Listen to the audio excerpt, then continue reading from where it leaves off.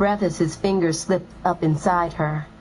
He pushed 2 of them in as deep as they would go. As she closed her eyes to blot out around all over her. Chills raced up and down her spine. Her nerves arched as fear traveled from the top of her head to the bottoms of her feet. It felt like her bones and her flesh were being ripped apart from each other. Her throat went dry and her stomach flipped over as they put their hands up inside of her. She tried to use her tongue to moisten parched lips while she gulped until it looked. Had they known her, the glare of absolute determination and hatred would have warned them that it wasn't over, and wouldn't be over until someone was dead. She felt the first man's dick penetrate her. The fear that had almost petrified her fled. In its place was a cold, chilling hatred. "Go on, Fred. Put your bone in her mouth while I ride this cop," Tree said, breathing hard as sweat poured down off him onto her young body. The smell of the man almost overcame her as she glanced away from the sneering, slobbering man. His spit was dripping out of the corners of his mouth, and as the drops fell on Sandra, she twisted her head. "Don't worry about it, man," Tree replied. "If the bitch tries to bite, I'll break her goddamn neck," he said seriously. "Yeah, man, I know you will, but that ain't gonna do my pole no good. The bitch would probably die with it like a bulldog dedicated to the end. Nah, thank you, Tree. You put your dick in her mouth and let me do the choking if she bites." Tree didn't answer as he continued to plunge up and down. "Man, this bitch is laying like a piece of wood," he finally said, then added, "Nah, Fred, I ain't gonna take the chance either. Plus, the bitch ain't gonna suck it right no way. But I got a better idea." So can I get He this removed shit his dick and rolled her over on her stomach. "We just bust this cherry back here. I'll bet the bitch don't lay like no log then." Pain exploded in her anus. It felt like her very bowels were on fire.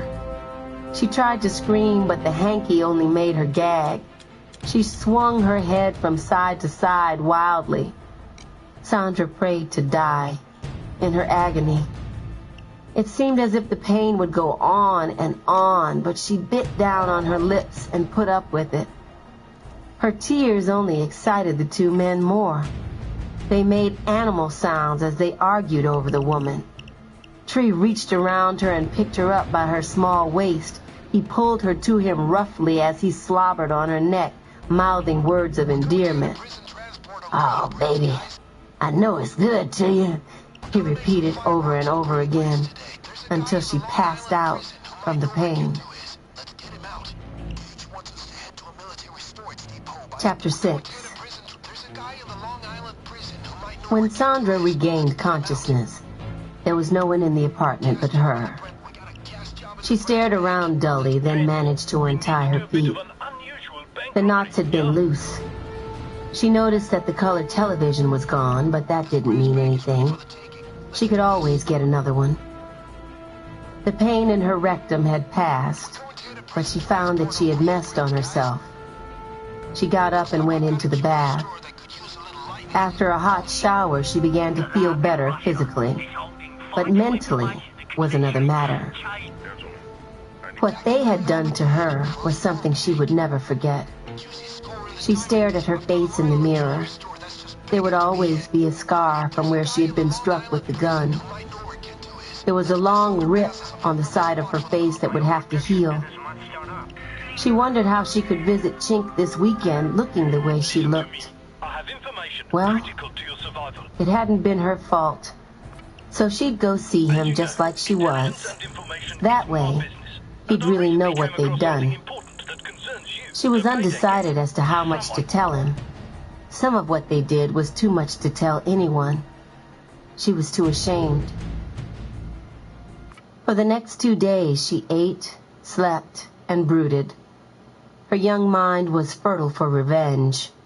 She knew without a doubt that something would be done, even if it took years of patient waiting. Saturday morning came, and Sandra took her time in dressing. She used a long bandage to cover the scar, but nothing could conceal her swollen lips. For a minute she debated with herself whether or not she should go.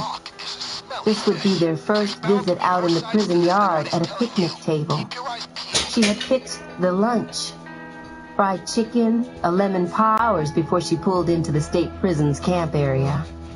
The scene of the trees on the side of the road leading into the compound was a tranquil picture. A house sitting on a hill was a beautiful sight beside her, but to the 120 men at the camp program, it was the house of the lieutenant, who had complete control of the men who were confined. Sandra parked the car and went up the walk like a hurt animal looking for its mate. The questions she had feared from the guards were avoided. From inside the wing of Chink's building, the brothers watched the slim black girl make her way up the walk. All of the men could see the band